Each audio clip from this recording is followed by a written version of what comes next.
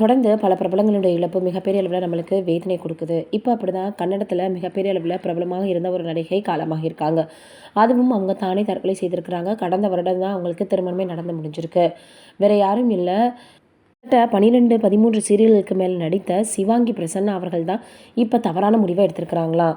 இது ரசிகர்களிடையே மிகப்பெரிய அளவில் பார்த்தீங்கன்னா வேதனையை கொடுத்துருக்கு அப்படின்னு தான் சொல்லணும்.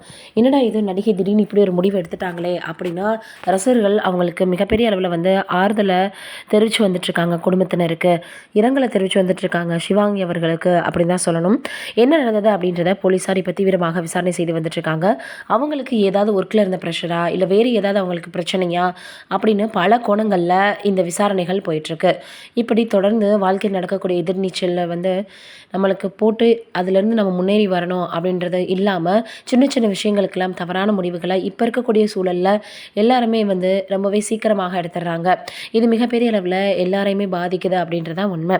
இது ஒரு புறம் இருக்க, நடிகை தேவயானி அவர்கள் பார்த்தோன்னா இப்போ ரொம்பவே வயதான ஒரு தோற்றத்தில் இருக்கிற மாதிரியான புகைப்படத்தை வெளியிட்டிருந்தாங்க. என்னடா இது, 90s கிட்ஸ்க்கு இப்படி ஒரு நிலைமையா அப்படின்னு கேட்கக்கூடிய அளவுக்கு அவங்களுடைய தோற்றம் இருந்திருக்கு. அதற்கப்புறம் அவங்களே இந்த மாதிரியெல்லாம் கேட்கறத பார்த்துட்டு தேவயானி அவர்களே இது ஒரு படத்திற்காக போடப்பட்ட ஒரு காஸ்டியூம் அப்படின்னு சொல்லியிருக்கிறாங்க. அதற்கப்புறம் தான் ஓ அப்படியா, ஆனால் எல்லாருமே என்னடா இது திடீர்னு இப்படி ஆயிட்டாங்க தேவயானி அவர்கள் அப்படின்னு பேச ஆரம்பிச்சிட்டாங்க. அந்தளவுக்கு 90s காலகட்டத்தில் மிகப்பெரிய அளவில் பல நடிகர்கள் கூட நடித்து ரசிகனுடைய மனதை கவர்ந்தவங்க நடிகை தேவயானி. குடும்ப பங்கான கதாபாத்திரங்களில் மிகப்பெரிய அளவில் எல்லோருடையுமே நல்ல வரவேற்பை பெற்றவங்க. அப்படி இருக்கக்கூடிய சூழ்நிலையில் அவங்கள வயதான தோற்றத்தில் பார்த்ததுமே ரசிகர்களால் ஏற்றுக்கொள்ளவே முடியல.